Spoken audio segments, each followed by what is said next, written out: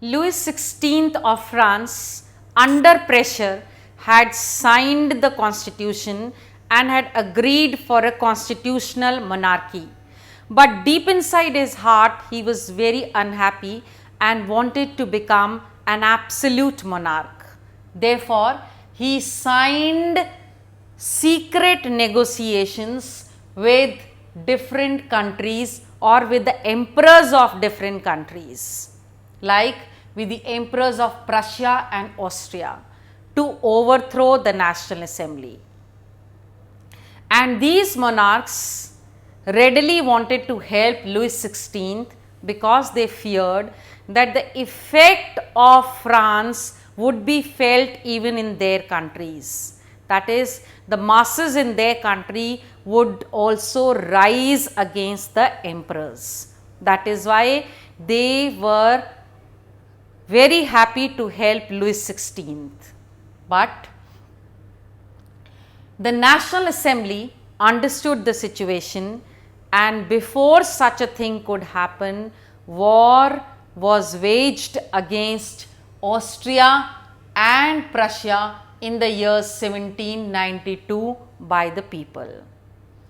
And the people took this war as a war against monarchy, as a war of the people for liberty and equality, as for freedom.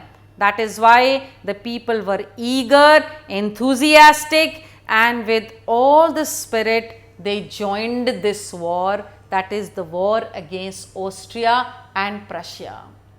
Of course, there were a lot of economic difficulties at the home front. The women were left all alone as all the menfolk were busy fighting the war, so they had the double task of earning their living and also of looking after home.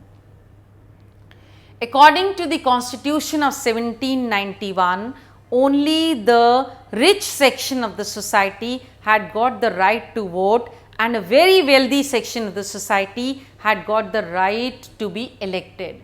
That is why the poorer section of the society was still unhappy and they were looking for political rights, and they started making political clubs to get these rights. The most famous of these political clubs was the Jacobin Club. This belonged to the less prosperous section of the society. They wore long striped trousers as worn by the dock workers, and they were called as sans clotus, meaning to say those without knee breeches. They also wore red caps, which was a symbol of liberty.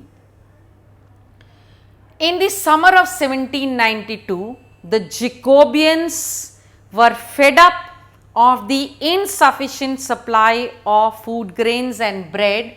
That is why they stormed the palace of Tulai, and they captured and also killed the royal guard, and they imprisoned the king and his family. Ultimately, after this, it was decided that from now onwards elections would be held in the country, wherein all citizens of France, irrespective of wealth, would get the right to vote. That is, all those who belonged to 21 years of age and above now got the right to vote. The men got the right to vote, all of them. So you see that the democracy is moving step by step in France. As they say, Rome was not made in a day. So the revolution, of course, did not occur in a single day. That is, it had to take some time to achieve what it wanted, and that was going step by step. In the next clipping, I talk about the rest of the chapter. The newly elected assembly was called the Convention, and in September 1792, France was made a republic, and Louis XVI was executed because of the charges of treason and he was executed at Place de la Concorde. His wife, or the Queen Marie Antoinette, met with a similar fate shortly after. Now, the following years in France are called as the Reign of Terror. That is, the year between 1793 to 1794, that is when Robespierre's government was there, that period is termed as the Reign of Terror in France, because the ex-nobles, clergies, those who were termed as against the government, and even their own people in the government who opposed them were guillotined. Guillotine is in fact a device which was made by Dr. Guillotine, which has two poles and blade meant for beheading people. Meat and bread were rationed in this age, and equality bread, that is, everybody had to eat bread of a similar kind. The bread made of finer flour was forbidden.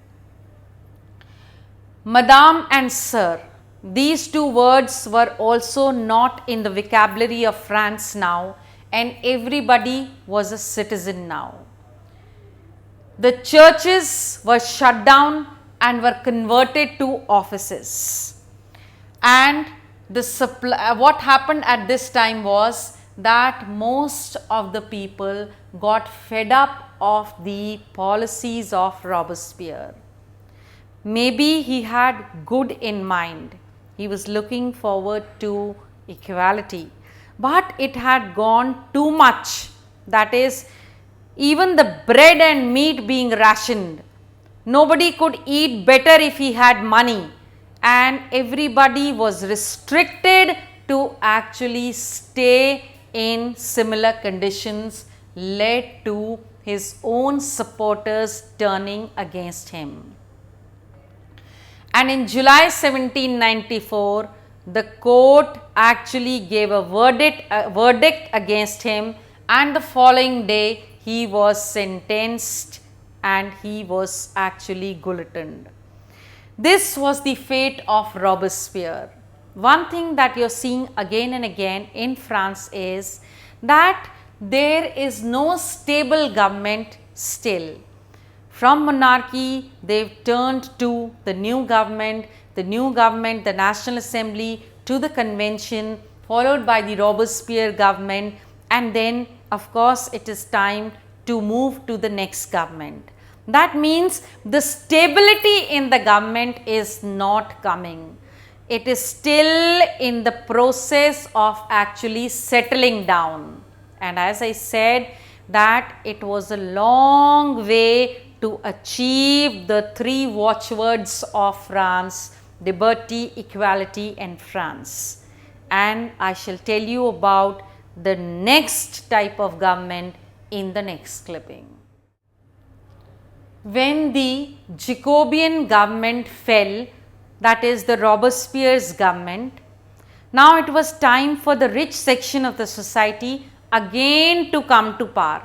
That is, they had made the people realize that the poorer section of the society cannot hold the government for a very long time as they are inexperienced. So, the new kind of government which came was called as the Directory. Now, this Directory made a new constitution, according to which again the non-proprietor sections of the society were not given the voting right. So, all the efforts which had been made along these years were dashed to the ground. The Directory composed of 5 members because they felt, as it was in the case of the Robespierre's government, that all the powers were vested in one man and he'd become uncontrollable. So, now the powers would be divided amongst the 5 members of the Directory.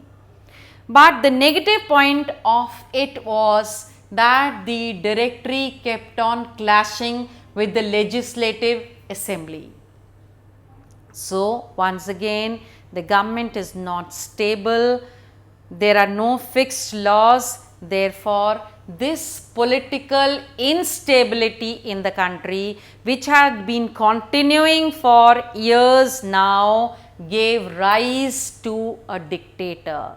That is Napoleon Bonaparte in the country, because what had happened, the powers were in the hands of the emperor, in the rich section of the society, with the poorer section of the society, and all of them had failed on one pretext or the other.